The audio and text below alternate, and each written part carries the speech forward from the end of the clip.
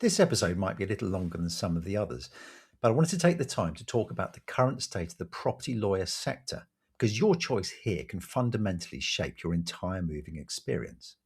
Throughout this episode, you'll hear me use terms like property lawyer, conveyancer, and solicitor. There are a lot of terms used in this space, but for clarity, conveyancing is the legal process of transferring a property from one person to the other. The people who carry out that work may be solicitors or licensed conveyancers, but whichever term I use, I'm referring to the property lawyer handling your transaction.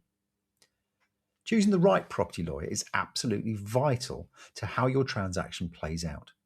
Unfortunately, many people see conveyancing as purely transactional. Often that's because they're moving to a different area and feel that they need someone local, or more commonly, because they're encouraged to use the conveyancer recommended by the estate agent. Some people agree to that recommendation because they believe it improves their chances of securing the property.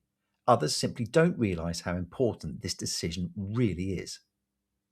I take a very different view. I found an excellent conveyancer many years ago, and I stick with them for every transaction, regardless of where the property is. Why? Because a good conveyancer does not need to be local to the property. They need to be responsive, experienced, and capable. And perhaps more importantly, I know what's out there. What am I encouraging you to be cautious of? An entire industry exists called panel management. Panel management companies effectively control large volumes of conveyancing work, often sourced through estate agents. In return, estate agents receive referral fees and, in some cases, access to other instructions such as part exchanges, assisted sales, or asset managed properties. Now, on the surface, this may sound convenient, but the reality for the home mover can be very, very different. When conveyancing firms are working at extremely high volumes, clients can quickly become numbers rather than individuals.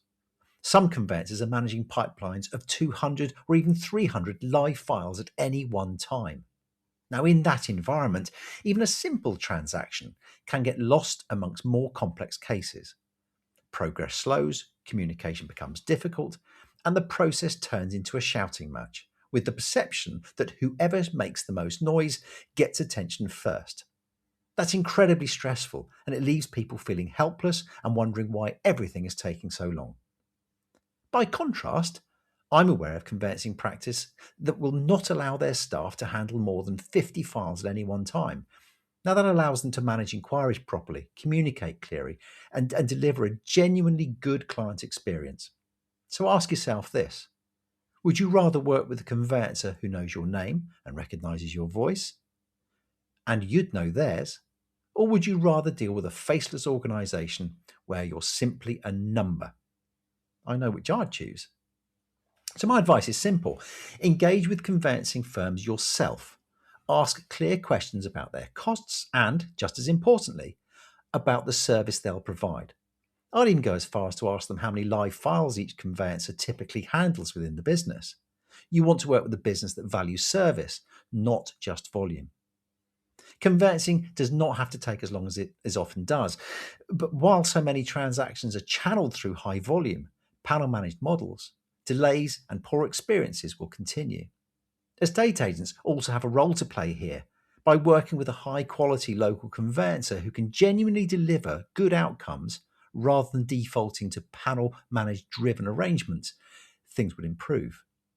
Now, choosing the right property lawyer won't eliminate every challenge, but it can significantly reduce stress, improve communication, and help keep your move on track. Look, thanks for listening to this episode of Moving Home Uncovered. If you found this useful, subscribe so you don't miss future episodes, and head over to propertysearchesdirect.co.uk/podcast to send me your questions. I'll cover them in future episodes to help make moving smoother, less stressful experience for everybody.